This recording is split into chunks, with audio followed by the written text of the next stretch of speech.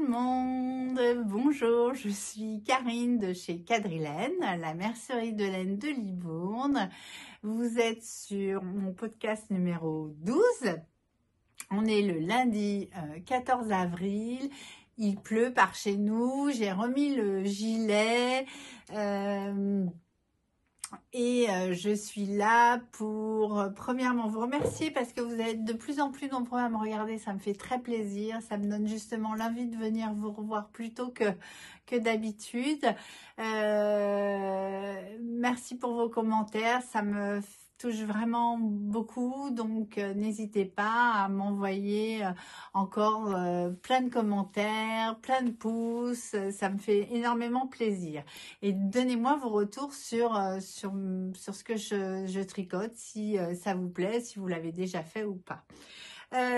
Aujourd'hui, je voulais revenir sur des projets que j'ai terminés, que je vous avais montré la dernière fois et que j'ai terminé aujourd'hui. Enfin, maintenant, ça y est, ils sont finis. Voilà, ça s'est pas tout le temps bien passé pour moi sur ces projets-là. Et donc, je voulais partager avec vous des fois que c'est pas si simple. Notamment sur un ouvrage que j'ai fait, au bas mot, je pense, pas loin de 6 ou 7 fois. Donc, je devrais... connaître le patron. Je connais le patron par cœur. C'est la capuche Bombec. Donc là, qui est terminée. Alors, je ne l'ai pas bloqué. Donc, c'est pour ça. Puis, j'ai pas encore passé le cordon dedans. Je le passe après. Donc, la capuche Bombec de Atelier Milly. Comme je vous l'ai dit, c'est un ouvrage que je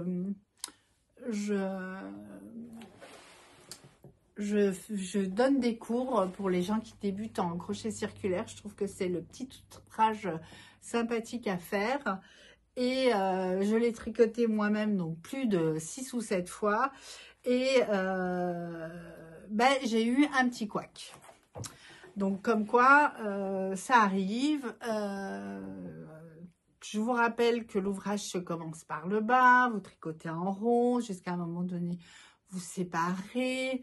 Vous faites des allers-retours, vous faites un grafting, donc jusqu'ici tout va bien, grafting nickel.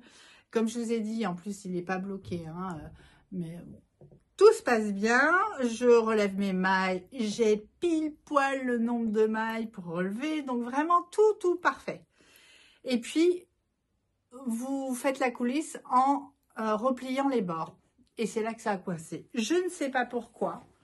Je l'ai recommencé 3 ou 4 fois. Tout se passait bien de là jusqu'à là. Et à partir d'ici, ça me faisait un paquet. Enfin, je partais en vrille. J'avais beau regarder gentiment quand je défaisais mes mailles pour me dire, mais quelle maille je n'ai pas bien pris, pourquoi j'avais un gros paquet là, mais comme ça, c'était pas possible. Donc, je l'ai retiré 3 fois. Ouais, au moins 3 fois. Et jusqu'à me dire, non mais c'est pas possible, j'ai un nombre de mailles qui va pas. Enfin, je comprenais pas. Parce que je recommençais et j'avais toujours le même problème. Je recommençais et j'avais encore le même problème et au même endroit et donc ça n'allait pas. Et puis en scrollant comme ça sur Instagram, j'avais déjà vu plusieurs fois une manière de faire avec le crochet. C'est-à-dire que vous piquez votre crochet par le devant, donc vous voyez bien de ce fait-là la maille, vous la descendez, vous voyez bien. Je me suis dit comme ça, je ne vais pas me tromper. Et effectivement, je ne me suis pas trompée. Ça vous fait une petite bordure, vous voyez là, cette petite chaînette devant qui est finalement très esthétique, je trouve. Ça fait un beau petit rebord. Donc, j'ai bien aimé, sauf que c'est pareil, je me suis... alors, coucou à toutes mes clientes lors du tricoté qui m'ont entendu pester pendant mon tricoté parce que cette technique-là, je l'avais vue en scrollant sur Insta. Souvent, des fois, enfin, je les enregistre. Celle-là, je ne l'avais pas enregistrée. Quand vous voulez la rechercher, vous ne la trouvez jamais. Donc, ça n'était que je me souviens, je vois à peu près ce qu'elle veut faire. Sauf qu'il y avait une petite technique de mettre son fil à un certain endroit. Alors, si vous voulez que je vous la montre, j'avais demandé, j'ai une de mes clientes qui m'a filmé parce que je lui ai dit, tiens, là, c'est bon, je l'ai. Filme-moi pour que ça me resserve à moi parce que, évidemment, quand je vais vouloir le refaire, je vais encore pester et pas y arriver tout de suite. Donc, c'est une petite technique pour pas que vous soyez gêné entre le fil que vous prenez et le fil que vous tenez avec la main. Enfin, vraiment, je m'exprime pas bien, mais si vous voulez, moi, dites-le moi. À ce moment-là, cette vidéo, je la mettrai en ligne. Quitte à faire un short sur YouTube, j'ai jamais fait, mais pourquoi pas, puisque ou quitte aussi à me le mettre en petite icône, vous savez, sur la page Insta. Des fois, les stories, là, on peut les mettre en icône. Donc, j'ai pesté parce que le temps que je trouve comment mettre mon fil, en fait, je me suis cassé les pieds, vraiment, à quasiment jusqu'à tout le tour complet, jusqu'à arriver à ce qu'il me reste 20 mailles et que j'avais enfin trouvé comment ça allait bien. Donc, voilà. Donc, pour vous dire que, vous voyez, on a beau faire des choses 10 fois et que des fois, ça fonctionne pas, on ne sait pas pourquoi. La laine, tout va bien. Je vous en avais parlé le podcast précédent. La laine, elle est superbe, hein, il n'y a pas de souci. Donc, je comprends pas pourquoi je faisais un paquet. Je comprends pas du tout. Ma chaînette... elle allait bien, je relevais, je le vois bien parce que comme je les ai relevées plein de fois, mes mailles, vous voyez, je les vois, elles ont été relevées, donc j'en loupais pas. Je comprends pas pourquoi ça faisait un paquet. Incompréhensible. Donc, voilà, une astuce. Elle va partir au blocage, alors on va attendre encore que la semaine passe parce que le soleil est parti chez nous. La couleur est vraiment sympa. Vous voyez, ça fait un espèce de petit chiné. C'était la Yavol de Langue et la Mohair Luxe de Langue. Voilà. Donc, une petite bombec, c'est terminé. Donc, qui m'a posé des problèmes, mais j'ai réussi. J'ai vaincu la capuche bombec. J'ai jamais eu ce problème avant. Hein. Je comprends pas. Donc, je comprends pas. Donc, voilà. C'était juste, voilà, ça me permet aussi de vous dire qu'il y a des fois, j'en avais déjà parlé, il y avait des fois, il y a des modèles qui vont pas, enfin, on n'y arrive pas, et puis on les refait, et puis ça arrive bien. Et puis là, il y a des modèles que vous faites presque les yeux fermés, et puis bah, à la fin, il y a un couac. Ça peut arriver. C'est pas pour ça qu'on sait pas tricoter, qu'on est nul, pas du tout. Je sais pas, peut-être que bon, je l'ai refait 3 fois de suite, peut-être que 3 fois de suite j'étais toujours fatiguée, donc ça ne collait pas. Mais bon, finalement ça m'a permis de trouver une autre manière de faire, de me casser les pieds à trouver la bonne manière de faire. Mais maintenant, cette manière de faire avec le crochet, bah, finalement, une fois que j'avais bien compris ce que je devais faire, c'est allé très vite. C'est un moyen vraiment de ne pas se tromper, d'être hyper bien aligné. Ça fait une belle finition. Donc, je pense que ça peut être une technique que je vais faire à chaque fois sur mes capuches, puisque j'en ferai d'autres, hein, des capuches bombec, certainement. Hein. Donc, voilà. Un autre ouvrage que j'ai terminé, que je vous avais montré la dernière fois et ça n'était pas fini, et qui ne me satisfait pas non plus. Alors, c'est le Marc-en-Belle, donc de la case avant, de l'atelier case avant. Donc, je l'ai porté, je sais plus, certains l'ont peut-être vu en story, je l'ai porté. Mais la taille me va bien, ça va bien. Ce qui me plaît pas et ce que je vais refaire, c'est les emmanchures. Regardez comme elle se resserre beaucoup. J'ai suivi ce que me demandait de faire le modèle. J'ai fait le rabat que me demandait de faire le modèle, c'est-à-dire un rabat islandais. J'ai fait un rabat islandais, le modèle le stipule, c'est rare quand même, hein.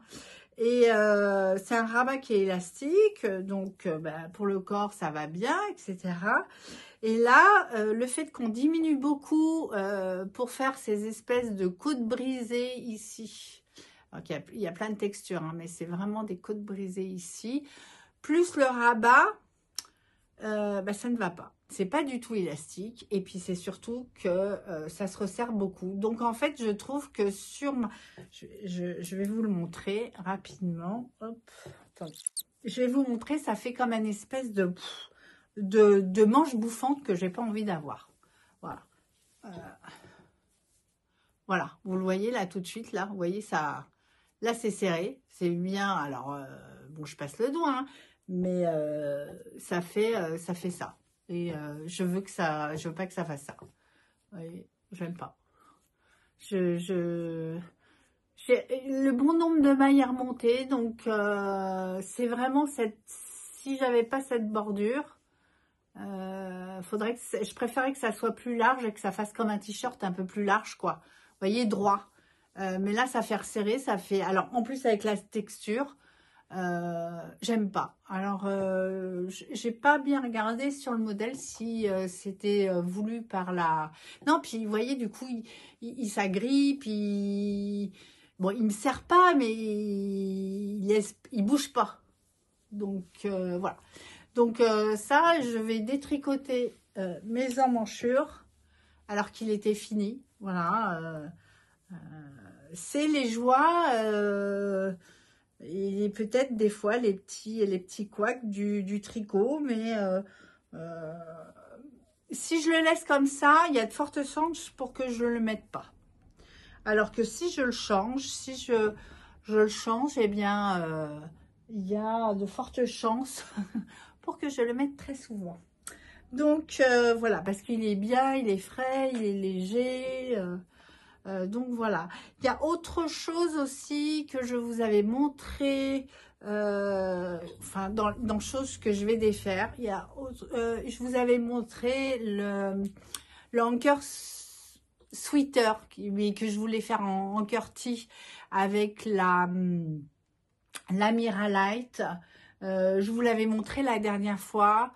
Je vous avais dit, fait un peu serré comme ça, mais ça me va bien quand même. Non, Karine, faut arrêter de dire, ouais, ça va aller, ça va passer, etc. Quand ça... Non, je vais le défaire. Je vais le défaire. J'ai pas envie de refaire un Anchor Sweater. Enfin, avec pas avec ce fil-là, en tous les cas. J'ai pensé à refaire... Alors, j'ai beaucoup aimé tricoter le Marc en Belle, c'est ça? Ouais. Marc en Belle de l'atelier Casavant. Avec toutes ces couleurs, on voit pas vraiment toute la texture. Donc, il se peut que je refasse le Marc en Belle en uni. Comme ça me permettra... d'en avoir un en uni et puis de mieux profiter de la texture. Donc vous voyez sur 2 projets finis par rapport à la dernière fois, mais pas complètement finis, puis enfin si, la capuche bombec c'est bon, elle est finie, mais le Marc en Belle on va y retoucher un petit peu et voilà. Alors un autre projet qui est terminé. Enfin, j'ai juste à couper 2 fils et à mettre, vous allez voir, regardez ce que c'est. Alors comme ça vous ne donne pas grand-chose. Qu'est-ce que c'est que ça? Eh bien, c'est une petite pochette. Vous voyez, je vais vous montrer sur la photo. J'ai mis mon téléphone dedans, j'ai mis ma vapote et tout. Ça va super bien. J'ai fait ça en 2h30. Ça va super vite. Voilà, c'est ça. Cette petite pochette pour cet été. Donc, que vous retrouvez dans le livre 21 accessoires d'été au crochet. Voilà. Il y a des super modèles dans ce... Alors, j'ai pas mal de livres cet été que j'ai pris. Et vous voyez, vous avez des super petites pochettes très, très, très sympas. Vous voyez, c'est chouette, ça. C'est comme vous mettez un bracelet, vous avez votre pochette, quoi. Un petit jonc. Alors, je vais peut-être pas mettre un jonc en or dessus, mais vous avez vraiment des petits accessoires qui sont très, très sympas. C'est pas très compliqué à faire. Regardez ce petit tote bag aussi. Il est joli, hein. Donc, moi, il me reste encore, là, d'ailleurs, vous le voyez, là, j'ai pas mal de raffia et de créatif papier, là, pour le faire. Mais j'en reçois encore la semaine prochaine, je pense. Donc, voilà, vous avez des petits porte-monnaies. Il est assez sympa, mais... Alors, celui-ci, mes clientes m'ont demandé, parce qu'il y en a certaines qui n'ont jamais fait de crochet, donc m'ont demandé un cours sur celui-ci. Il est vraiment très, très beau. Un petit panier, là, comme ça. Donc, on va se prévoir ça. Et sinon, en deuxième pochette, il y avait celui-ci aussi. Regardez, là, celui-là. Il est beau, hein? Donc, 21 accessoires d'été au crochet. Vous pouvez le trouver en boutique et sur l'e-shop. Donc, il se commence par la base. Tout simple, on fait une chaînette, on monte. Là, vous avez, vous voyez, alors, là, j'ai des fils encore à rentrer. Donc, là, en fait, là, il faut que je mette une espèce de perle. Et alors, bien sûr, vous voyez, il rebique, il faut que je les passe à la vapeur. Je le passe à la vapeur. On fait un high cord. Alors, j'avais jamais fait un high cord au crochet. C'est vraiment pas mal, hein. Ce que vous voyez là. Ça vous fait bon, là, il est en raffia, donc c'est un peu irrégulier. Puis, comme je vous ai dit, il n'est pas passé à la vapeur. Mais je me suis dit, mais en fait, faire un high cord au lieu de faire, vous savez, là, vous tricotez 3 mailles, enfin, vous faites un high cord en tricotant qui est long, etc. Ça va super vite au crochet, hein. Donc, nouvelle technique que j'avais jamais fait. Là, je sais pas si vous voyez, mais les bords sont un peu plus hauts ici et ça descend un peu en arrondi devant. Non, il est rapide à faire. Le raffia, j'ai défait à un moment donné parce que je m'étais trompée. Je m'étais trompée dans ma dentelle. La dentelle est jolie, hein. J'avais défait. Et alors, ce raffia là, j'ai pris le raffia Eco, là, j'ai plus cette couleur, parce que c'est pas exactement cet orange là. Vous le défaites, il est encore plus souple qu'avant, il se déchire pas, il est nickel. Vous pouvez y aller les yeux fermés. Mais je l'avais déjà travaillé l'année dernière et mes clientes aussi, et elles ont toutes eu ce retour là. Donc hop, à mettre. Alors j'ai pas, je vais mettre des petites choses là pour que ça ait un peu de poids. Regardez ça. Hop, hop. Et donc, vous voyez pas, hop. Voyez le petit sac d'été là? Parfait. Comme ça un peu, hop. Bon là, voilà, on va retravailler ça. Mais voilà. Voilà pour les objets terminés. Donc, et puis là, ça y est, on commence à avoir envie de crocheter. Même si aujourd'hui, il repleut et qu'il nous annonce toute la semaine de la pluie.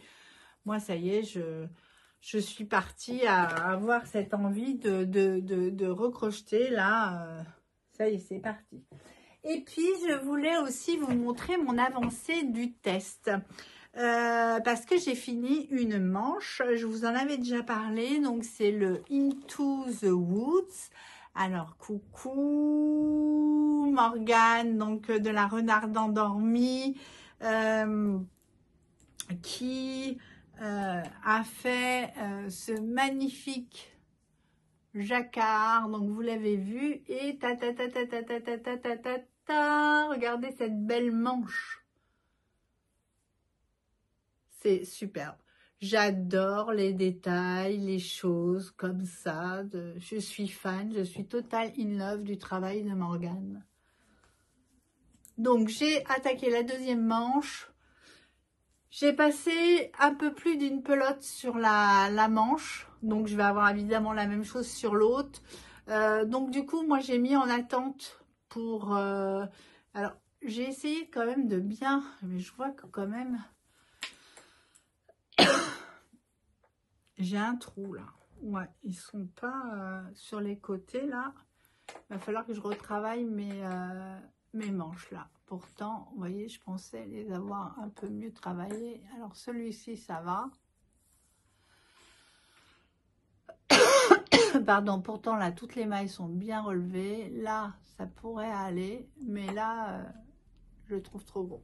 Je le refermerai avec un fil au moment de rentrer mes filles. Pardon. Pardon, j'ai eu le rhume des foins, là, enfin, allergie au pollen, j'ai jamais eu ça. Pourtant, là, il pleut et je sais pas. Veuillez m'excuser. Donc, j'ai repris mes manches, j'ai commencé déjà une diminution. Et après, je finirai par faire mon corps. Peut-être qu'avec... donc là, je vais encore en prendre une. Pardon, un peu plus de une. Et donc, du coup, si je peux ne faire la fin avec ce qui reste, ça serait bien de ne pas recommencer. Là, j'en suis à 6 pelotes. Donc, ça m'en ferait 7. J'en ai passé 1,5 de blanc. Donc, 8. Après, il va super bien. Au niveau de la taille, voilà, il n'est pas trop petit. Hein. Il n'est pas trop grand non plus. Il est parfaitement. Donc, voilà. C'est la tarte en 3. Elle fait 140 mètres. Donc, voilà. Si je peux... il me reste tout ça de l'autre pelote que j'avais utilisée pour finir ma manche. Donc, je pense encore passer encore une pelote. Et on va voir. À voir. Donc, voilà. Je pense que de toutes les manières, c'était un petit podcast pour vous montrer mes aventures de tricot. Voilà, j'espère que ça vous a plu. Pour le coup, c'est moins long, mais est-ce qu'au final, c'est peut-être pas mieux de revenir plus souvent comme ça et de le faire un peu plus court? Je ne sais pas. Dites-moi en commentaire ce que vous en pensez. J'ai aussi deux autres idées de podcast à vous soumettre et j'aimerais bien que vous me donniez votre avis, de savoir qu'est-ce que vous avez envie de regarder. Est-ce que... Décidément, je vais couper parce que sur les moments où je tousse, parce que ça va pas le faire. Est-ce que je voulais faire un podcast, un retour sur la boutique, vous montrer un petit peu ce que j'ai, notamment faire un focus sur les fils d'été, les nouveaux fils d'été, les fils que vous pouvez trouver chez Quadrille comme la Cotton Waves qui marche super bien, la Tropicale, la enfin Guépard, il y a la Mamie Factory, il y a la canne à sucre, etc. Enfin, voilà, on a des fils, j'ai des fils un petit peu, j'ai même l'ananas et tout ça. Si vous voulez que je vous présente ces fils en faisant un petit tour de la boutique Focus fil d'été avec une présentation des ouvrages que vous pourriez tricoter avec. Donc, dites-moi si vous avez envie d'une vidéo comme ça. Ou je voulais aussi, ça fait longtemps que j'ai envie de la faire, mais voilà, faire une vidéo avec Ellie, vous savez, ma super cliente, grande tricoteuse de chaussettes, et en fait, j'avais envie de l'inviter sur le podcast pour que elle puisse vous raconter ses aventures sur le Socks Madness.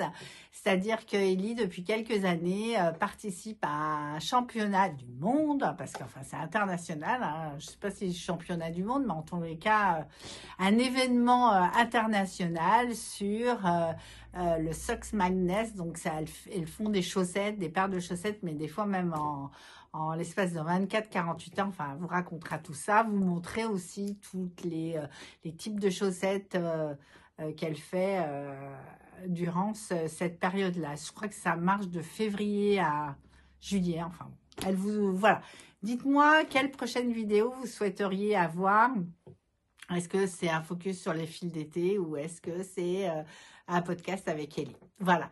Ben, écoutez, je vous embrasse tous bien fort. Je vous dis à bientôt. J'espère vous voir en boutique ou sur les réseaux. Voilà, abonnez-vous, mettez-moi des commentaires, des petits pouces, enfin, tout comme d'habitude, quoi. Allez, bisous, bisous, au revoir.